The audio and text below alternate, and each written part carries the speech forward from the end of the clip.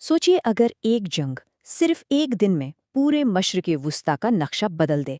आज हम एक ऐसे ही हैरान कुन मंजरनामे पर बात कर रहे हैं जहां एक तेज रफ्तार तनाज़ा भड़कता है और उसके बाद कुछ भी पहले जैसा नहीं रहता। तो कहानी शुरू होती है सीधा अफरा-तफरी के बीचों बीच। एक मरबूत कई महाजों पर होने वाले हमले ने खलीज फार्स में जैसे आग लगा दी है और मिसाइलों की रोशनी ने रात के आसमान को बिल्कुल सुर्ख कर दिया है। और ये कोई एक जगह पर नहीं हो रहा, एक ही वक्त में 6 अलग अलग मुल्कों में अहम फौजी ठिकानों और इक्तिसादी मराकज़ पर हमले हो रहे हैं। जाहिर है हर तरफ अफरा तफरी है और ये इशारा है कि एक बहुत बड़ी जंग शुरू हो चुकी है। लेकिन यहाँ एक ट्विस्ट है।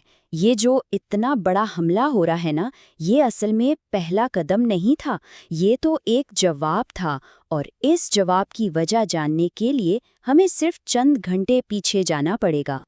तो इस पूरे तनाज़े की असल वजह ईरान के मरकज़ में होने वाला एक वाहिद तबाहकुन हमला, एक ऐसा हमला जिसने पूरी की पूरी क़यादत का सफाया कर दिया। तो हुआ ये कि तेहरान में एक बिल्कुल आम सी सुबह थी, कामकाज शुरू हो रहा था और फिर अचानक सुबह 8:30 बजे सुप्रीम लीडर के कंपाउंड पर 30 भारी गोले आके गिरते हैं। पहले तो सरकारी तौर पर इस खबर को दबाया गया, लेकिन आधी रात तक ये बात कंफर्म हो गई कि सुप्रीम लीडर इस हमले में मारे जा चुके हैं। देखें, यह हमला सिर्फ सुप्रीम लीडर को निशाना बनाने के लिए नहीं था, ये तो एक सोचा समझा सर्जिकल स्ट्राइक था जिसने एक ही झटके में ईरान के पूरे सिक्योरिटी और फौजी कमांड के ढांचे को जड़ से उखाड़ दिया। एक लम्हे में मुल्क की बागडोर संभालने वाला कोई नहीं बचा था। अब सोचें, मुल्क की पूरी लीडरशिप खत्म हो चुकी है, कमांड स्ट्रक्चर टूट चुका है और ईरान के पास जवाब देने के लिए सिर्फ 4 घंटे हैं। और इस एक फैसले पर पूरे खित्ते का मुस्तकबिल टिका हुआ था। तो इनके सामने 3 रास्ते थे। पहला, सीधा इजराइल पर हमला कर दो, जो कि सबसे बड़ा मुल्जिम था, लेकिन वो पूरी तरह तैयार बैठा था। दूसरा ऑप्शन, अमरीकी बहरी बेड़े को निशाना बनाओ, जो कि एक बहुत ही खतरनाक कदम था। और फिर था एक तीसरा, सबसे गैर मामूली और शायद सबसे खतरनाक रास्ता। और ईरान ने यही तीसरा रास्ता चुना। उन्होंने आमने सामने की लड़ाई से गुरेज किया और उसके बजाय जंग के मैदान को ही फैला दिया। उन्होंने अमेरिका को उसकी सबसे कमज़ोर जगह पर मारने का फैसला किया, यानी उसके इत्तेहादी ममालिक में मौजूद अड्डों पर। और इस तरह पूरा खलीज फारस एक जंगी जोन बन गया। तो इसके बाद खलीज फारस में जो आग भड़की, उसका जवाब तेज़ भी था और बड़े पैमाने पर भी। ईरान ने खित्ते में अमरीकी ताकत की दुखती रग पर हाथ रखा, यानी इत्तेहादियों में फैले हुए अड्डों के नेटवर्क पर।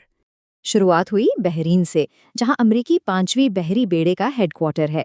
इस अड्डे पर मिसाइलों और ड्रोन्स की ऐसी बारिश हुई कि हर तरफ आग और धुआं फैल गया। कहा जाता है कि पर्ल हार्बर के बाद किसी अमरीकी बहरी अड्डे ने ऐसी तबाही नहीं देखी थी।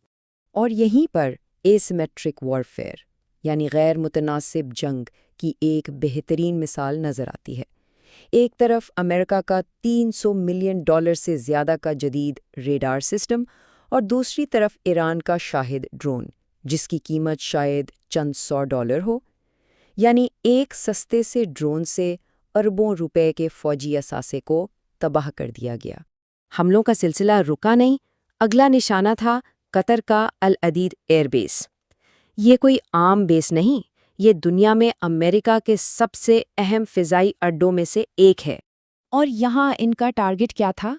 $1 अरब। जी हाँ, $1 अरब का स्ट्रेटेजिक रेडार। ये वो रेडार था जो रूस और चीन जैसे बड़े खतरात पर नज़र रखता था और उसे मुकम्मल तौर पर नाकारा बना दिया गया।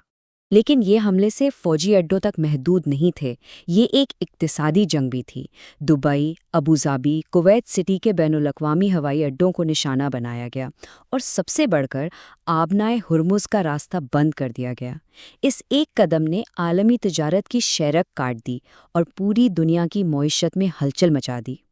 मगर जंग सिर्फ खलीज तक नहीं रुकी, ये तनाज़ो और भी फैल गया और इसने ऐसी जगहों को अपनी लपेट में लिया जिसका किसी ने सोचा भी नहीं था, जिससे खित्ते में नए महाज खुल गए। खबरें आने लगीं कि शुमाली इराक के शहर अरबील में अमेरिकी अड्डे पर हमला हुआ है। साथ ही उर्दन में भी, जहां अमेरिकी फौजी मौजूद थे, वहां से भी धमाकों की इत्तलात आने लगी। تو جب سب کی توجہ امریکی اڈوں پر تھی، ایران نے اپنے سب سے جدید میزائلوں کی ایک خیپ ایک خاص ہدف کے لیے بچا رکھی تھی، اور وہ ہدف تھا اسرائیل۔ یہ میزائل سیدھا تل اویو میں گرے، بڑے دھماکے ہوئے، اور اس کے بعد یہ بات طے ہو گئی کہ اب پورا خطہ جنگ کی لپیٹ میں ہے۔ صرف ایک دن، اور اس ایک دن کے واقعات نے خطے کا پورا جغرافیائی اور سیاسی نقشہ ہی بدل کر رکھ دیا۔ اس کے اثرات فوری بھی تھے اور دوررس بھی۔ سب سے پہلا اور شاید سب سے بڑا سبق یہ ملا کہ مغرب کے مہنگے ترین، جدید ترین فضائی دفاعی نظام بھی بے بس ہو سکتے ہیں جب ایک ساتھ بہت بڑی تعداد میں میزائلوں اور ڈرون سے حملہ کیا جائے تو پیٹریاٹ جیسے سسٹم بھی جواب دے جاتے ہیں۔ ان حملوں کا ایک اور فوری نتیجہ نکلا، خطے کی سیاست بدل گئی۔ سعودی عرب اور متحدہ عرب امارات جیسے ممالک نے اپنے پرانے اختلافات بھلا دیے اور ایران کے خلاف امریکہ کی قیادت میں ایک نئے فوجی اتحاد کا اعلان کر دیا، یعنی جنگ کی لکیریں اب بالکل واضح ہو چکی تھیں۔ لیکن اس ساری تباہی اور افراتفری کے درمیان امریکی صدر کی طرف سے ایک ایسا بیان آیا جس نے سب کو چونکا دیا، ایک ایسا بیان جس سے لگا کہ یہ سب کچھ شاید بے ترتیب نہیں تھا بلکہ ایک بڑے منصوبے کا حصہ تھا۔ اس بیان کا مطلب بہت گہرا اور چونکا دینے والا تھا۔ کیا ایسا ممکن ہے کہ یہ پوری کارروائی، یہ ساری تباہی جنگ شروع کرنے کے لیے تھی ہی نہیں؟ کیا یہ سب کچھ صرف ایک اندرونی بغاوت یعنی کودیٹا کے لیے ماحول سازگار بنانے کی ایک کوشش تھی، یعنی ایران کے اندر سے ہی قیادت کی تبدیلی؟ اور یہی وہ سوال ہے جو آخر میں ہمارے سامنے کھڑا ہے۔